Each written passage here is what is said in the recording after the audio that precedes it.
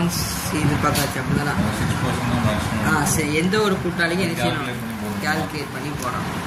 அதெல்லாம் போட வேண்டிய தேவையில்லை. என்ன எழுதியிருக்காங்க? Interest on loan is payable at 6% per annum. எவ்வளோதான் பெர்சன்டேஜ் போதும்? 6% கொடுத்தா போதும்.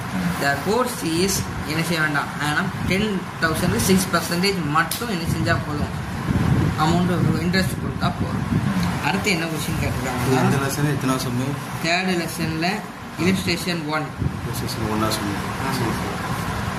அடுத்து A demands the profit. D demands the salary at the rate of ₹5,000 per month as he spent full time for the business.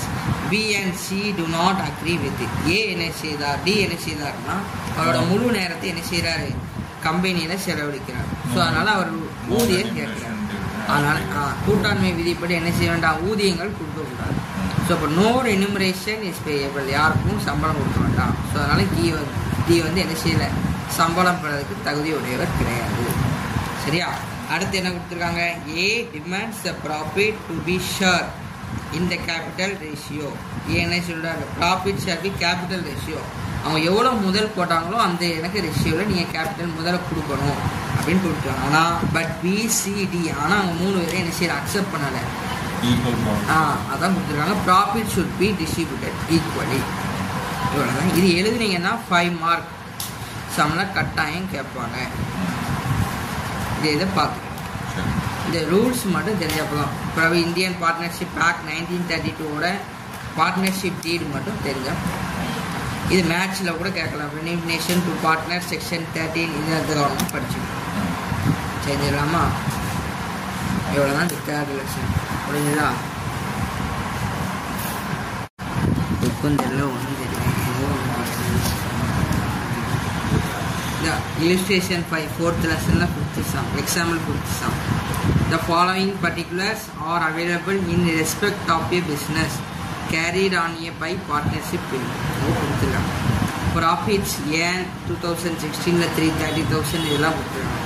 Profit of 2016 include non-recurring income 3,000. Profit 2017 reduced 2,000 to stock destroyed by fire. The stock insured but is decided to insure insurance.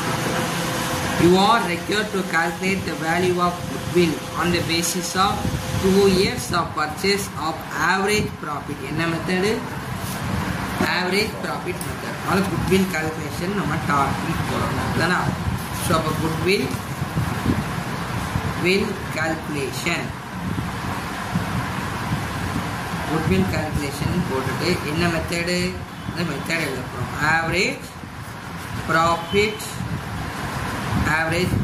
Method அப்படிதானா?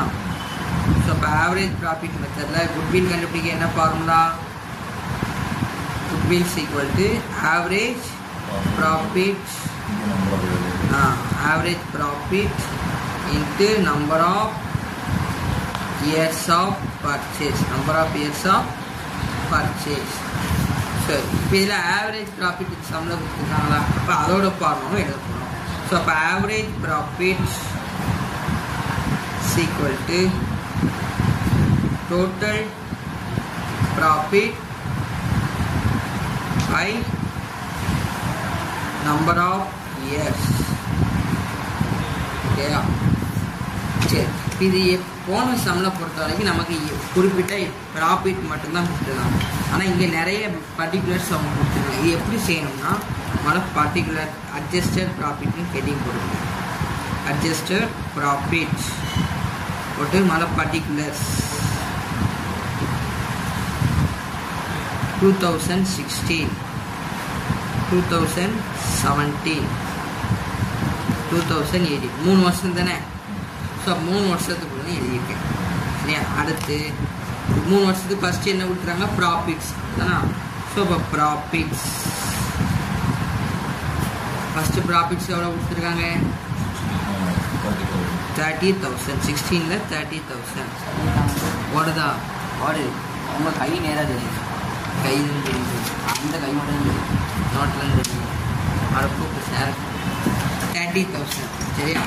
அடுத்து 2017ல் 29,000 தானா? அடுத்து 2018 32,000 அதுதானா. சரி, இப்போ அடுத்து என்ன செய்யணும்னா இதை பொறுத்த வரைக்கும் எதெல்லாம் நமக்கு இன்கம் தருதோ எதெல்லாம் இன்கம் எல்லாம் லெஸ் பண்ணணும். இன்கம்லாம் என்ன செய்யணும், நம்ம லெஸ் பண்ணணும். அப்போ எக்ஸ்பெண்டிச்சர் நம்ம வரக்கூடிய லாஸு அதெல்லாம் என்ன செய்யணும், ஆட் பண்ணணும். புரியுதா? எதெல்லாம் இன்கம்லாம் என்ன செய்யணும், லெஸ் பண்ணணும். எக்ஸ்பெண்டிச்சரையும் லாஸையும் என்ன செய்யணும், ஆட் பண்ணணும். இது இந்த ரூல். இப்போ நான் ரெக்யூரிங் இன்கம் அப்படிங்கிறது என்னது, ஒரு இன்கம். ஸோ அதனால் இது என்ன செய்ய போகிறோம், நம்ம லெஸ் பண்ண போகிறோம். ஸோ இப்போ லெஸ் நான் ரெக்யூரிங் இன்கம். நான் ரெக்யூரிங் இன்கம். இந்த நான் ரெக்யூரிங் இன்கம் எந்த வருஷத்துக்கு கொடுத்துருக்காங்க, 2016 இப்போ அதுக்கு நேராக 3000 அப்படிதானா. இதெல்லாம் ஒன்றுமே கிடையாது.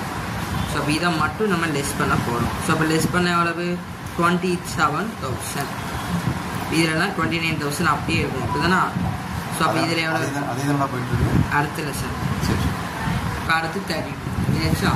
அடுத்து என்ன கொடுத்துருக்காங்கன்னு பாருங்கள். ரெண்டாவது, profit of ₹2017 is reduced by 2,000 due to stock destroyed by fire. இது என்னது, நமக்கு லாஸ். நம்ம என்ன சொன்னோம், லாஸ் எல்லாம் ஆட் பண்ணணும்னு சொல்லியிருப்போம். ஸோ அப்போ அதனால் இது என்ன செய்ய போகிறோம், ஆட் பண்ண போகிறோம். ஆட் பண்ணிடலாமா. ஸோ அப்போ add stock destroyed by fire. Destroyed by fire. So அப்போ எவ்வளோ ஃபயரால் 2,000 நமக்கு லாஸ் அதுதானா. இது அப்படி இப்போ அதே மாதிரி இது என்ன செய்யணும், 29 போனால் ஆட் பண்ணணும் அப்படிதானா. 29 to 31. ஸோ அப்போ இங்கே 32,000 அப்படியே இருக்கும். ஸோ இங்கே 27,000 இவ்வளோ. வேறு இதெல்லாம் அதுக்கு அடுத்தது நம்ம இது செய்யணும். ஓகேயா. சரி, இப்போ நம்ம இதோட டோட்டல் பண்ணிடலாமா. இப்போ நம்ம ஆவரேஜ் ப்ராஃபிட் கண்டுபிடிக்கணும். இதோட டோட்டல் எவ்வளவு, 27,000, 31, 32. 7 plus 2, 10, balance 1, 2 plus 1, 3, 3 plus 3, 6, 9, 90,000. ஓகேயா. இப்போ 90,000. இப்போ ஆவரேஜ் ப்ராஃபிட் கண்டுபிடிச்சிடலாமா. therefore ஆவரேஜ் ப்ராஃபிட் ஃபார்முலா என்னது, total profit. Total profit எவ்வளோ கண்டுபிடிச்சிருக்கோம், 90,000. Total profit 90,000 divided by எத்தனை இயர்ஸ், 3 years. இப்போ 1 3 is 3, 3 9s are 3 3s are 9. So அப்போ 30,000 என்ன எவ்வளவு நமக்கு ஆவரேஜ் ப்ராஃபிட் கீழே எடுத்து எழுதிடணும். ஆவரேஜ் ப்ராஃபிட் எவ்வளவு, 30,000 அப்படிதானே. 30,000 எழுதியாச்சு. அடுத்து நமக்கு ஒரு வேலை அவங்க என்ன கொடுத்துருக்காங்கன்னா, the stock is not insured but it is decided to insure the stock in future. Stock என்ன செய்யலை, இன்சூரன்ஸ் நம்ம போடலை. இதோட ஃபியூச்சர்ஸில் வந்து நம்ம இன்சூரன்ஸ் போகிறோம். அதனால் திஸ் இன்சூரன்ஸ் ப்ரீமியம், அந்த இன்சூரன்ஸ்காண்டி 5,600 நம்ம கட்ட வேண்டியது. 5,600 என்ன செய்யணும். ஸோ இப்போ அதை நம்ம ஆட் பண்ணிக்கணும். எப்படி எழுதுறோம்னா, ஸோ இப்போ average profit adjusting insurance premium in future எழுதி இந்த அமௌண்ட் என்ன அமௌண்ட், இந்த 30,000 நம்ம எழுதுவோம். இது எவ்வளவு இன்கம், எவ்வளோ கிடைச்சிருக்காங்க, இன்சூரன்ஸ் 5,600. இதை நம்ம லெஸ் பண்ணணும். என்ன செய்யணும், ஏன்னா இதை வச்சு தான் நம்ம ஆவரேஜ் ப்ராஃபிட்டை வச்சு தான் குட்வில் கண்டுபிடிக்கிறதுக்கு முன்னாடி இது செஞ்சிடும். ஸோ அப்போ லெஸ் இன்சூரன்ஸ் ப்ரீமியம். லெஸ் என்னது, இன்சூரன்ஸ் ப்ரீமியம். இன்சூரன்ஸ் ப்ரீமியம் எவ்வளோ கொடுத்துருக்காங்க, 5,600. ஓகேயா. எஸ் லெஸ் பண்ணால் எவ்வளோ நமக்கு, 24,400. 24,400. இதுதான் என்னது, நமக்கு கடைசியில் இருக்கக்கூடிய ஆவரேஜ் ப்ராஃபிட். இது என்னது உண்மையான ஆவரேஜ் ப்ராஃபிட். இதுக்கப்புறம் நம்ம குட்வில் கண்டுபிடிக்கணும். நம்ம குட்வில்க்கு ஏற்கனவே நமக்கு ஃபார்முலா தெரியும்.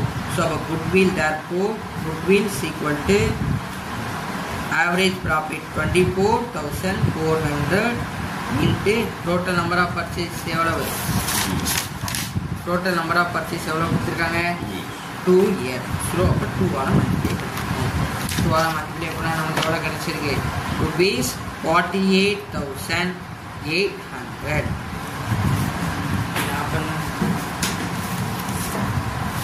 ஏயா இது அப்படி கேட்கல